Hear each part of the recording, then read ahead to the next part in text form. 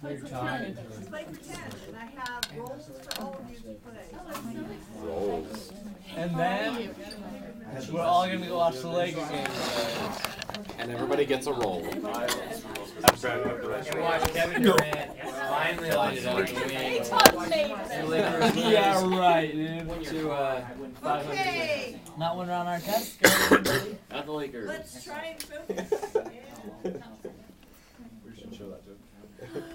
Oh, everyone, these are my guests. This is my brother Brendan. You met him. Not me. That's I'm my Josh. friend Josh. Hola, ¿cómo está? Yeah, we were. Muy bien. Bien estamos.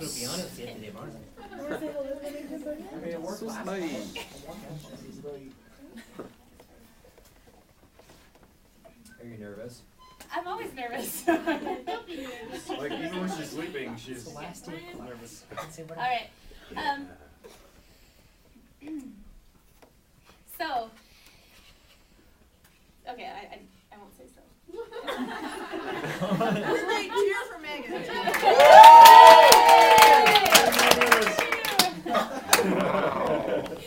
Okay, bad. Well, there's the commandment, it's in the scriptures, to honor your father and your mother. You've all heard that, right? Well, what they forget to include sometimes is honor your father and your mother, that your days may be long upon the land which the Lord your God has given you. I never really understood that second part of that commandment when I was little, but I did know that my parents loved the land that God had given them, America, home of the free and the brave. We traveled across the country and visited almost every national monument and national park or possible tourist spot that existed in America. Even the Jolly Green Giant statue, my brother knows, we stopped at that because it was a sight to see and one of the only sights to see in Michigan. So sorry if you're from there. Well, these stories that I'm going to tell you are about my parents and the cross-country trips that we went on. I went on 3 growing up, one when I was 4, one when I was 10, and one when I was 17, and that last one was with Brennan. And so he hasn't heard all these stories, because he wasn't born yet. But the first cross-country trip that we went in a Toyota Starlet, which is a really old, tiny 80s car. And we were going all the way across the country, from California to Maryland, to visit my dad's family. And we couldn't fit all the camping equipment inside the car because it was so small. So we had this big snail cargo, ugly brown container to put all our camping equipment on. It was about as big as the car we were driving in, on top. And I was 4, so I was really tiny. And then my sisters were 7, and they were on both sides. Of course, I got to sit in the middle because I was the smallest. Anyway, so that was an exciting trip. But we went to Williamsburg, Virginia on that trip, and we had never really seen that many pine trees growing up in California. We just saw palm trees and beautiful weather. But we were in Williamsburg, and we went exploring, either exploring or went to the bathroom, I can't remember. But regardless, I was wandering among the trees, and I was coming back to the campground, and ever since I was little, I had always been deathly afraid of bugs. I would run screaming away whenever I saw one, a bug or a spider or anything, because they would creep and crawl at you or fly in your face, and just the knowledge that I had that they could move really fast and really small and get in places I didn't want them to get just freaked me out. So I was walking back through these pine trees, and I looked down at my arm, and I saw this bug. And I shook it off and said, ah! But it didn't move. And I was like, oh, it's not like the other bugs. It doesn't move and fly in my face and scurry away really fast. I'm going to show my mom. So I went really fast, and I was really careful not to move my arm too much. And I ran back to my mom at the campground. I said, look how brave I am. I'm not running away. And it's not moving. And my mom, she can stay really calm in scary situations. And she looked down and she said, oh, you are so brave. Chuck, that's my dad's name. Isn't Megan brave? Look, she has a bug on her arm and she's not screaming or running away. I think it's a tick. What do you think? My dad, since she was talking in a calm voice, he followed suit, and he went over and was like, "Oh, yeah, it is. Good for you, Megan." And he brushed it off. We're going to let it go meet its fellow creatures in the grass. Right? So I felt really brave, and I realized how narrow escape I'd had. The next, a few hours later, when my sister was bent over the picnic table with her hair flowing down, and my dad had a match by her head trying to get the tick out of her head. So I realized how lucky I was and how my parents had saved me from disaster. Well, our second cross-country trip, I was 10 years old. And we were driving. We had just visited the Vernal National Monument. I don't know if you guys have been there. It's a dinosaur monument. They just got a huge chunk of money from the stimulus bill but you guys have never been there, so you should go. It's going to be renovated. Anyway, so we were going out, and there's nothing around Vernal except for the Dinosaur National Monument. The rest of the trip there, it's all desert. Boring, boring desert. And we were in a Dodge Ram van. It's like a Scooby-Doo van, except it's silver, so it was a lot bigger car because we were bigger then. And it was my grandparents' van. We were borrowing it, and it was so cool. It had maroon shag carpet, 2 inches thick on the floor of the van. It had these massive maroon curtains with pleats and silver blue stripes down the side. Now those curtains were awesome because if you had the coveted seat in the back right corner of the van, the rear view mirror was blocked, so my parents couldn't see what you were doing. And from there, it was blocked by the middle seat. And then, since I was still small, then I was 10 years old. I was about 45 pounds or so, and I was really tiny. Everyone made fun of me. Anyway, so I could move the curtain around me so that no one could see me at all. And I'd look out the window, and I had my imaginary friend that would run alongside the car. Twilight Zone? Now, some people have imaginary friends that talk to them, but mine never talked. He just would come with us on cross-country trips. Make it more interesting and run alongside the car. And we speed up and we sped up, and he was a really good runner. So I'm looking out the side of the car, watching my imaginary friend in the barren wasteland. That's Utah, in that section of Utah. And all of a sudden there's a lurch, and the car drops, my side of the car, the back right, drops, and the tire is underneath.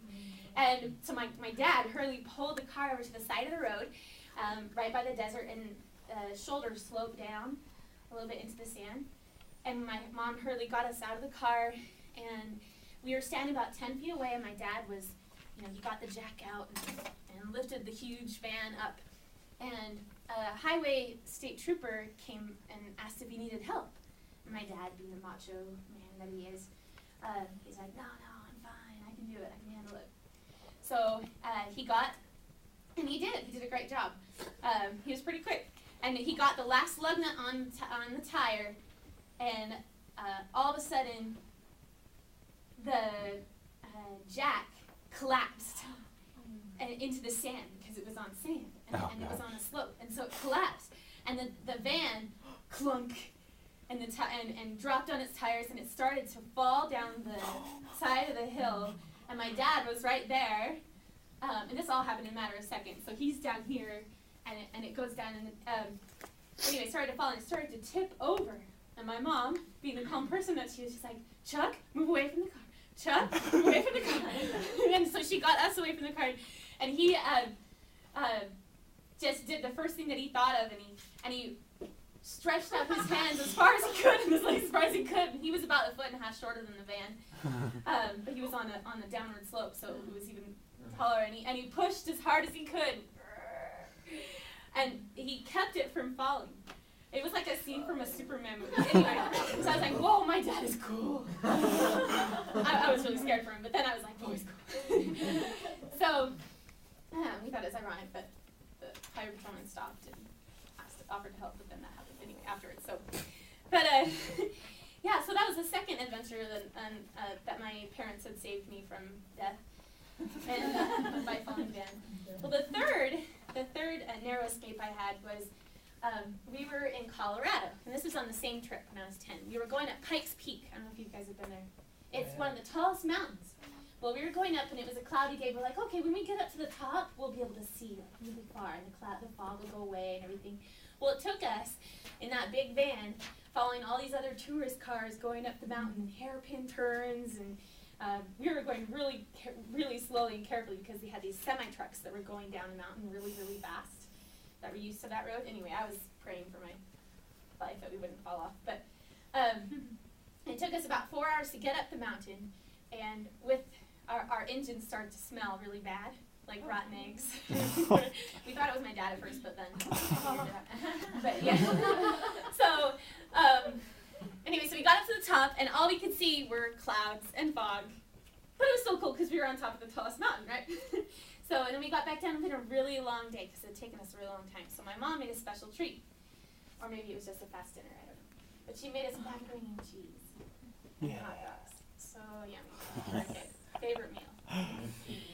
So we were eating really fast. My mom was sitting across from me at the picnic table, and we had one of those fancy dining tents with the screens to keep out the bugs.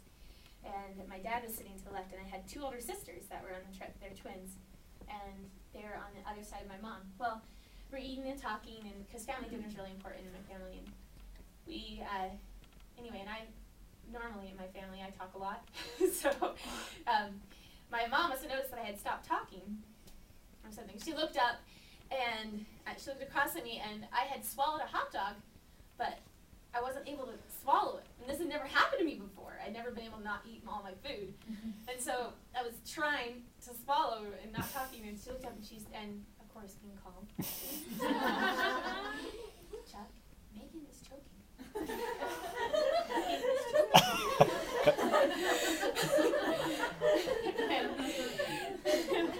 At first, my dad didn't hear her because she was talking so calmly. My sisters were right next to her, heard her, and they looked up at me, and my face must have been trained different color or something. And so they started screaming and ran to the opposite corners of the tent. Now this is what I'm saying. and they were just cowering in the corners, like staring at me. And I thought it was hilarious, but I couldn't laugh because I couldn't breathe. So my dad finally realized what was happening, and because they were screaming, and he gets up and he grabs me from the now I was 45 pounds, remember, I was really small, and my dad's this big burly guy that stopped the van from falling over, so and he grabs me around me, and he's like, ugh, and he's like the Heimlich maneuver, and it wouldn't come out, and so he kept doing it because he wasn't doing it in the right spot because he was like panicking. So, and finally it pops out and goes over the kitchen table, almost hits my mom. It was this little tiny hot dog. Well, so a day or two after that, my body was still hurting because, but I realized, and I realized that they had saved my life. That I had come, that it was a serious situation. I hadn't thought it at the time because my mom was staying so calm. I just thought my sisters were funny for screaming, but my mom had stayed really calm. So, and even now, like later on, when I was in a scripture study class, I realized, as we were going over the commandment of honor thy father and thy mother, that thy days may be long upon the land. And I thought more about that scripture, and I realized that if I stayed close to my parents, I would stay alive.